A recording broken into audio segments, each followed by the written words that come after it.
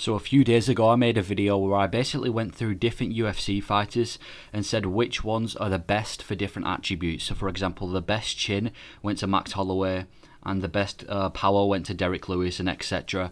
And today we're going to be doing the same thing, but we're going to be looking at the worst attributes. So fighters that have terrible attributes that are probably going to be a nightmare to deal with, and something that these fighters do the worst. So maybe it be cardio or chin, and we're going to be going over different ones and basically pointing different fighters to who has the worst. If you agree with this, please let me know. But we're going to go straight into there, and we're going to go with cardio. For cardio, I'm going to go with Alexander Romanov. If you've watched this guy fight, you'll understand why I've picked him for cardio. He has got terrible cardio. I think it was his most recent fight or his past two fights. I think it was the undercard of PTN versus Marab. He fought Alexander Volkov. It was terrible. In 30 seconds he'd gassed out. There was a little grappling exchange, and then after like 30 seconds he gave up. Straight up gave up. He had no gas tank left. He couldn't do anything. He was gassed after about 30 seconds. After 1 minute, he's finished. Like, at least for people like Derek Lewis, he can last like a round. Like, Derek Lewis can last a round. Alexander Romanov can't last a round. Can't last a full round. He gasses out in around a minute. If he was to fight in a place like Salt Lake City, he would probably collapse after the ring walk. And I'm not even just saying that. I genuinely think if he was to fight in a place like Salt Lake City, he'd end up collapsing after the ring walk. He's got terrible cardio. Even his fight with Marcin Tybura, where he wrestled him for 1 round, just laid on him for 1 round, and after that round he was finished. He couldn't move. He was useless for the rest of the fight because he drained all his. He had no gas tank left after the first round. He's got terrible cardio. He's got cardio for about. The thing is, it's getting worse. Like, it went from a round, then it went from around like half a round, and now he can last like 30 seconds. That Alexander Volkov fight, bro, he was finished after 30 seconds, which is terrible. And if that was in Salt Lake City, he probably wouldn't have even managed to get in the octagon. So the worst cardio, of course, goes to Alexander Romanov. Other people, like other notable people like Derek Lewis, because he's got bad cardio. But like I said, Derek Lewis has been in 5-round fights before. I genuinely cannot see Alexander Romanov making it past 2 rounds ever. So I'm going to say he's got the worst cardio in the UFC. He needs to cut down to light heavyweight, and he needs to improve his cardio, or else he's never going to even get in the top 10 realistically, because he's been losing to a lot of these people. But next up, we've got chin. It's going to go to Cody Norchin.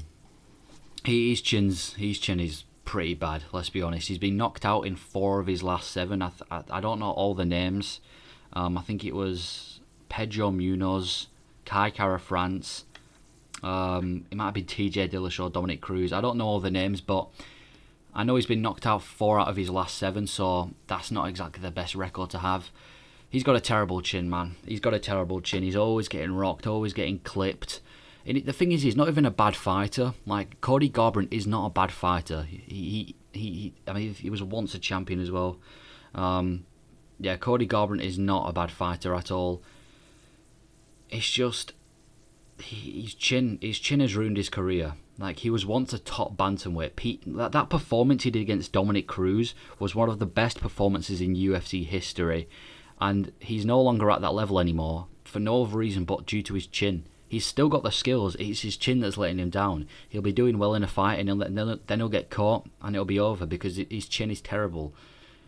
There's not much you can do when you've got a bad chin. It's not something you can really improve like cardio, so it's kind of sad, but he's got a terrible chin. He's going to be fighting at UFC 292, and if he gets knocked out cold again, it's not going to be a surprise because he's known for having a terrible chin.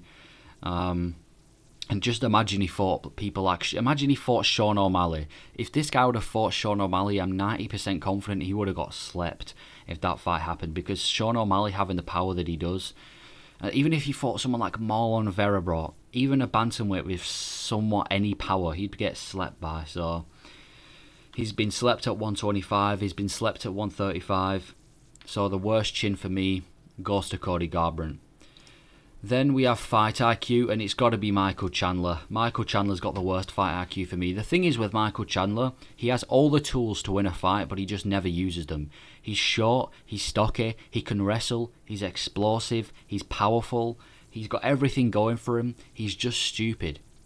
The guy has not. He doesn't use his brain. He's an idiot. Michael Chandler is an idiot. The fight with Gaethje, that was probably his closest fight so far. The Dustin Poirier fight nearly finished him in the first round. Couldn't get that one done. The Charles Oliveira literally had him on skates. Nearly finished Oliveira. Out of everyone besides Islam, he's come closest to finishing Oliveira. Couldn't do it.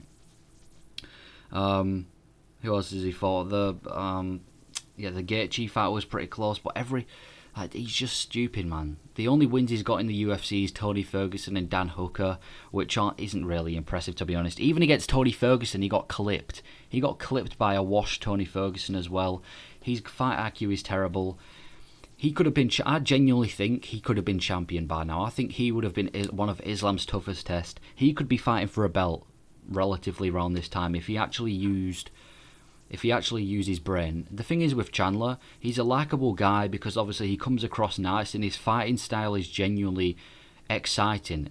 Michael Chandler's never been in a boring fight, but sometimes it gets to the point where you keep sacrificing entertainment for actual success, and it gets to the point where you just keep losing. I hope in his next fight, and I'm not saying he should have boring fights, but I just want him to switch it up, use a bit of wrestling, because when he took down Tony Ferguson, there was nothing Ferguson could do.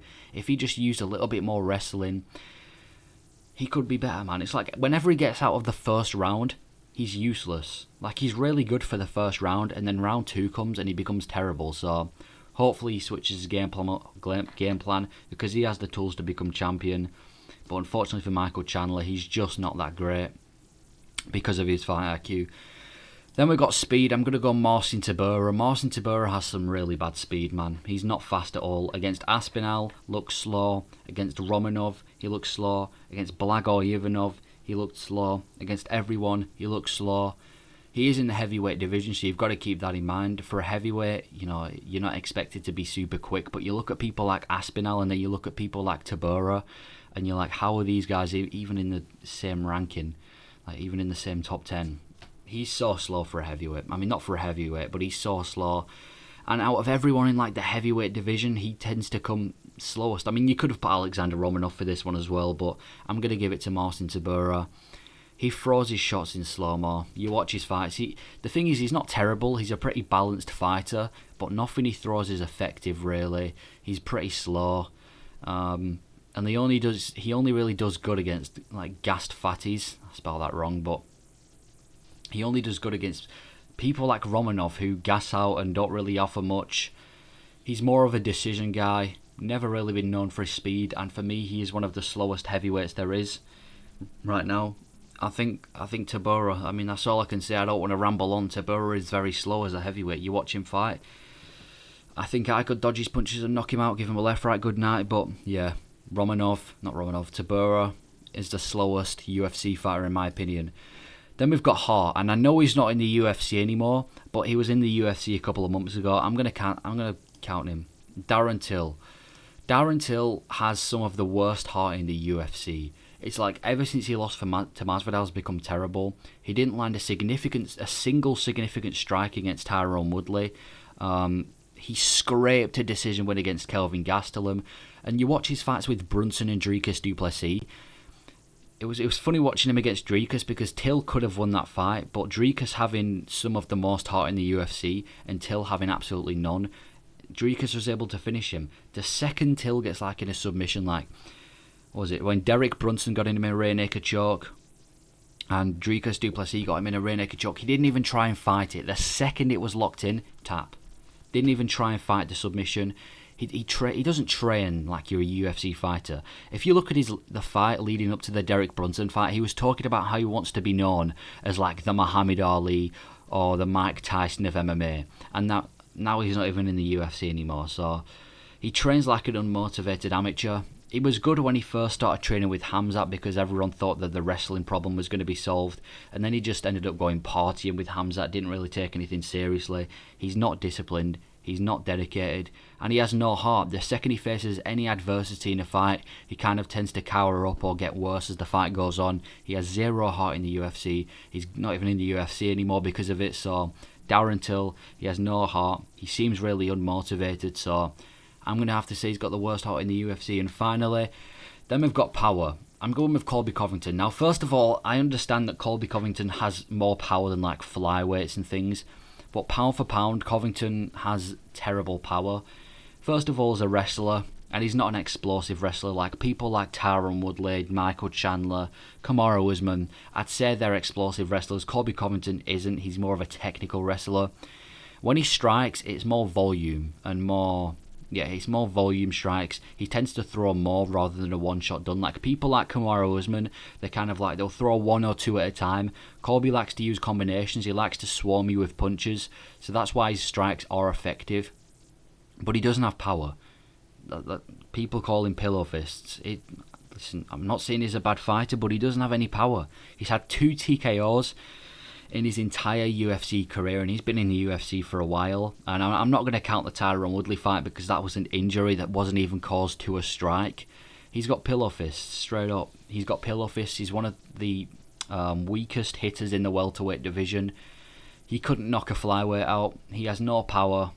Colby Covington, I'm not saying he's a bad striker. I mean, he is a bad striker. I am saying that. He isn't a great striker. I'm not saying he's a terrible striker. I'm not saying he's like Ben Askren level, because he can throw with somewhat technique and he's got some combinations, but they just don't have power. He doesn't tend to drop people.